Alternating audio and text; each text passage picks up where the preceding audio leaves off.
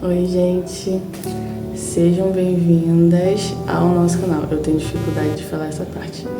Sejam bem-vindos ao nosso canal e hoje eu vou trazer um conteúdo diferente de cabelo.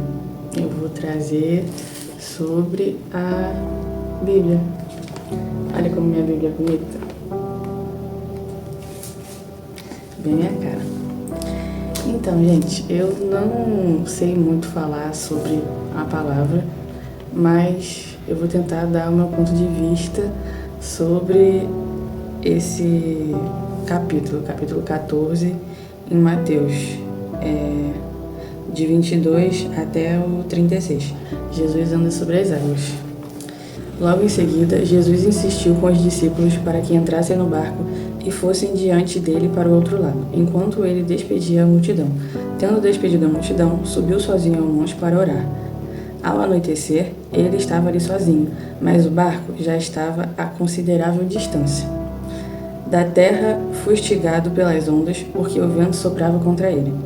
Alta madrugada, Jesus dirigiu-se a eles, andando sobre o mar. Quando o viram andando sobre o mar, ficaram aterrorizados e disseram: "É um fantasma", e gritaram de medo. Mas Jesus imediatamente lhes disse: "Coragem, sou eu, não tenham medo."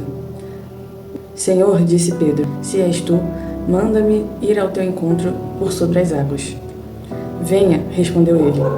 Pedro então saiu do barco, andou sobre as águas e foi na direção de Jesus.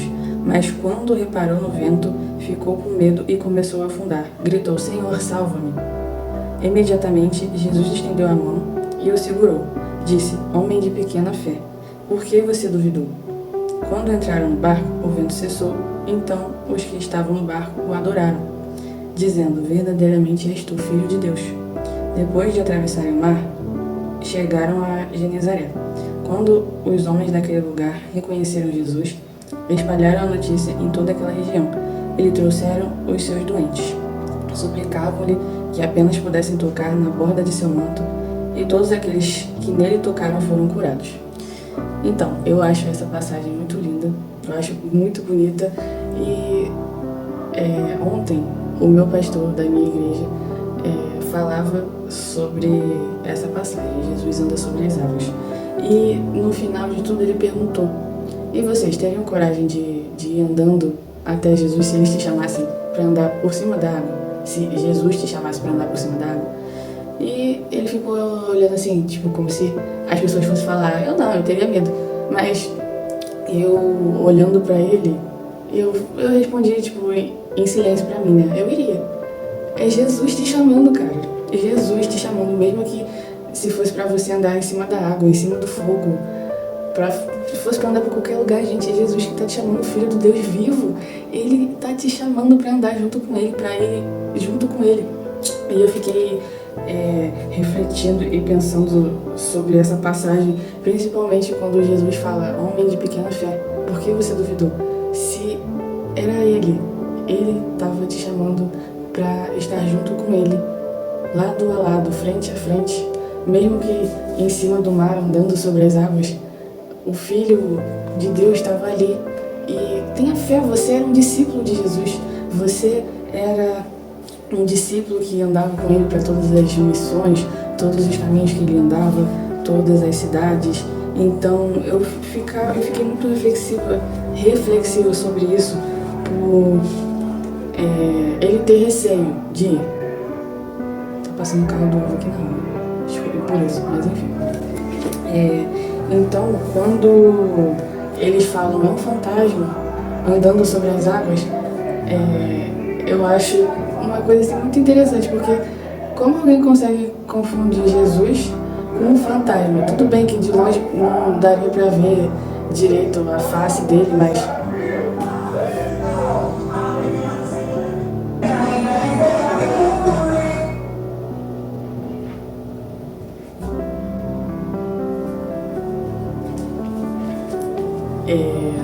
tudo bem que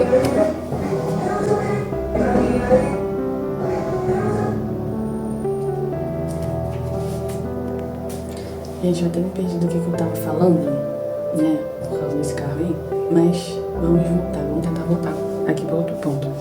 Que ontem, na igreja, o pastor estava falando sobre isso, E o que ele fala pra gente, mesmo que Jesus te chame pra ir por um caminho... Gente, agora cachorro, gelatina. Mesmo que Jesus te chame para andar por caminhos que parecem difíceis, que parecem trabalhosos, que você duvida que você consegue ir, ou que você duvida que é para você, vá, siga em frente, porque Jesus vai estar lá no final e vai ter uma recompensa para você. Então, se mantenha firme, com fé, com propósito, com determinação, que isso que Deus te chamou, Jesus te chamou para fazer, vai dar certo. Você vai ter lutas, você vai ter batalha, vai ter dificuldade, mas no final você vai ser recompensado por isso. Então, sempre que aparece uma dificuldade na minha vida, coisas que tem que resolver, coisas que eu duvido se vai dar certo ou não, eu sempre penso, se está acontecendo é porque Deus quer e Deus permite isso.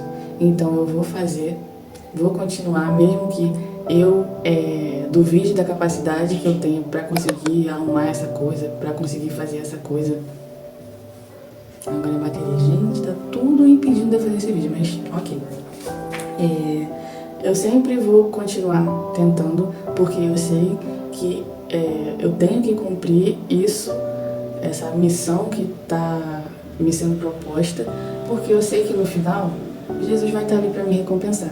E sempre quando eu penso em falar do amor de Jesus, eu fico tão cheia de coisa para falar, porque o amor de Jesus, de Deus que Ele tem por nós é tão bom, é tão gratificante e aconchegante.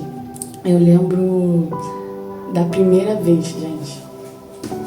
Eu lembro da primeira vez que eu senti a presença de Jesus dentro do meu quarto, enquanto eu ouvia um louvor e fazia alguma coisa. Não lembro se eu estava escrevendo, anotando coisa da Bíblia, eu estava fazendo algum trabalho, não lembro, mas foi tão nítido que era Ele, foi uma presença inesquecível. Eu nunca vou esquecer essa presença na minha vida. Que eu estava escutando um louvor que falava: filho, eu vou honrar a sua descendência. E filho, eu vou honrar a sua descendência. Filho, eu vou honrar a sua descendência, e onde colocar as mãos prosperará. A sua casa será uma referência e todos vão saber que eu te abençoei.